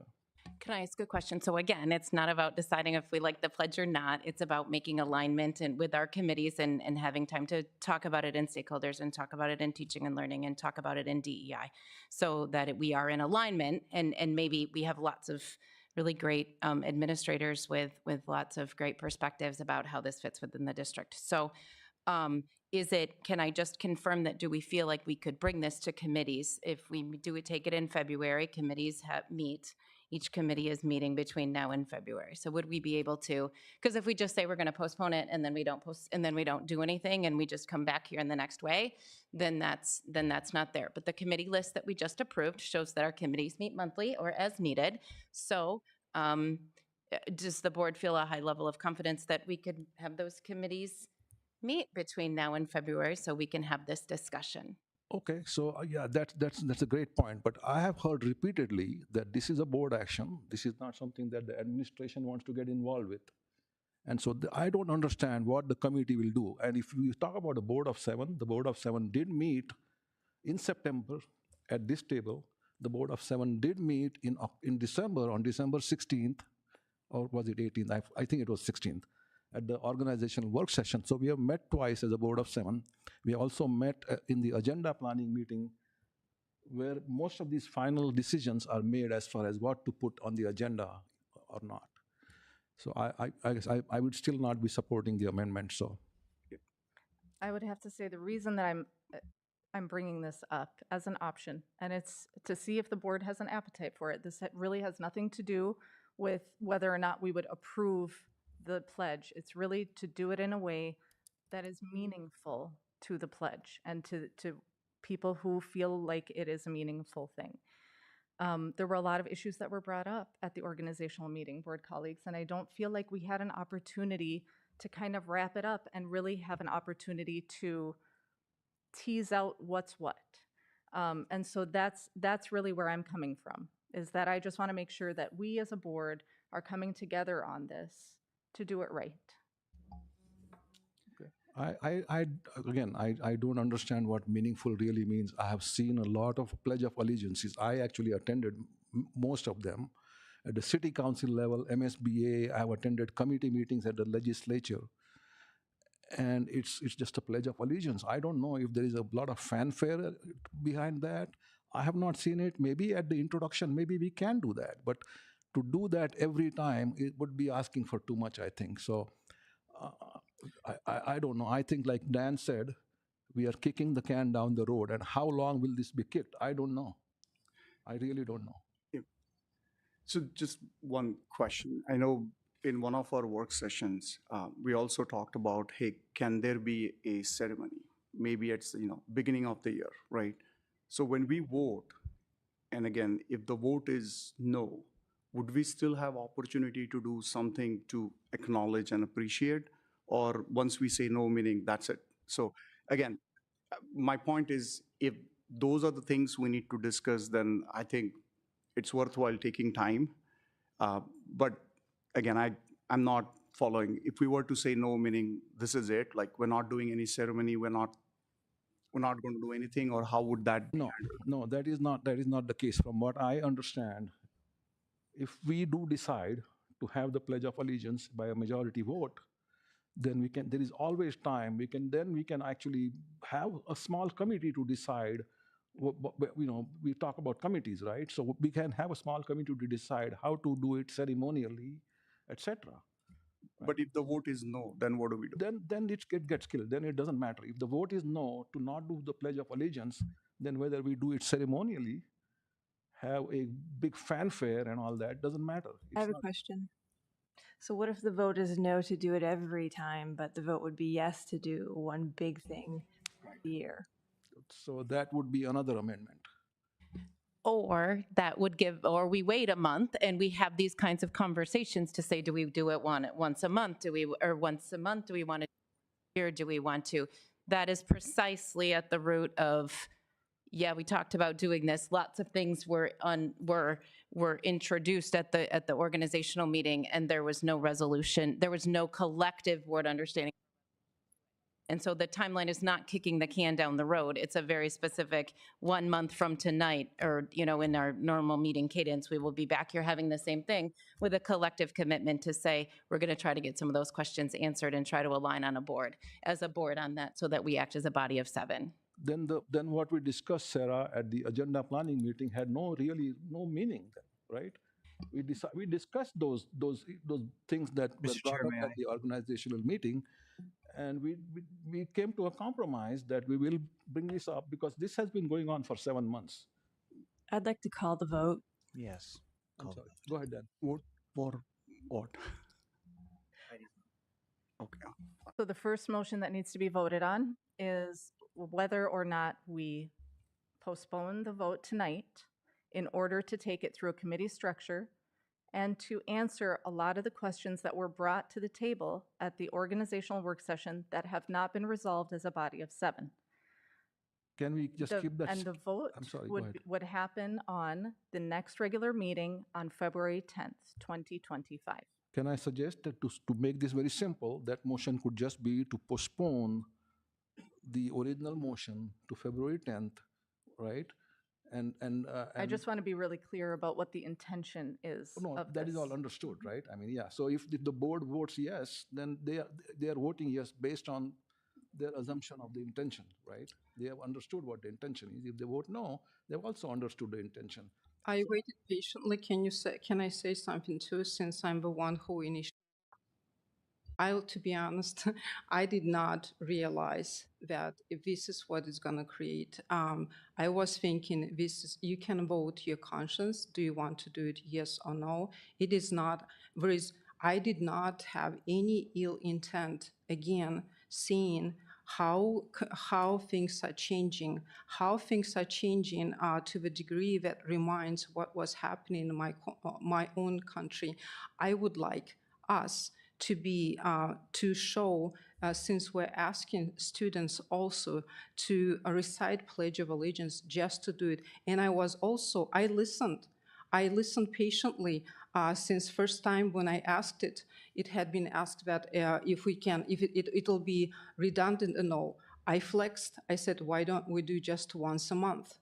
I don't see anybody protesting during when there is football or sports. Everybody stands and proudly says Pledge of Allegiance at that event. This is 1 month at a time. Again, we gave plenty of opportunity, and all what I feel right now that it is the language had been changed. And this is not a surprise why even small item like this it takes so long. I'm not sure if I'm going to raise any other questions, how long it's going to take. Thank you. Okay, so Heidi, let's finish the discussion and then we will come back and we will have to once more tell us what the motion is, okay? So unless it's all done, we are all done with the discussion. Anybody else have any comments? Do you have a comment, Dan? No? I was just going to ask that we vote. I'm sorry. Yeah. Yeah, and then Yeah, right. So. Okay, so I think I've stated the motion, but I'm going to state it again in my way.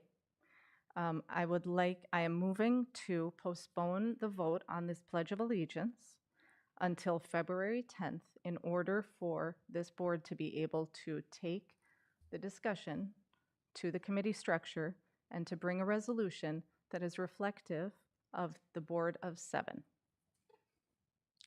You have already moved, and Sarah, you're still seconding that, right? Okay. The discussion is over, Valentina. Now we'll just vote. Can you take a roll, I guess? Valentina Ayers. This Sorry. is a vote to This postpone. is for the amendment.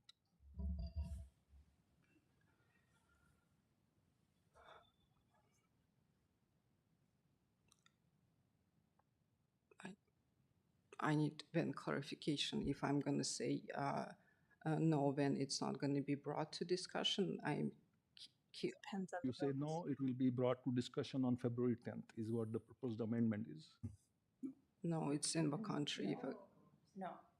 The vote, if the amendment fails, we go back to the original motion. Right, There's right. a motion on the table. There's an original motion on the table to say the Pledge of Allegiance. There's a secondary motion on the table to amend the motion to postpone the vote for a month. So this current vote is simply, do you want to vote on February 9th or on February 10th?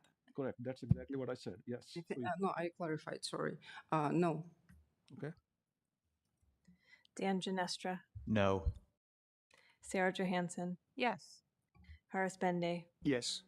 Sheila Pryor. Yes. Heidi Cater. Yes. Milan Sahoni. No. The motion passes. That's right? three noes and 4 yeses. Okay. So the motion to amend the original motion passes.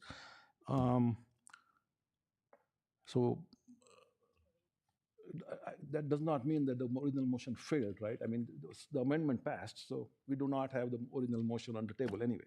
Right. Okay. So we will have to sit down and discuss what we need to do to get this on the table again on February 10th. We have less than a month, and we'll have to talk about this. Okay. And final item on the agenda is board reports, of which there are none.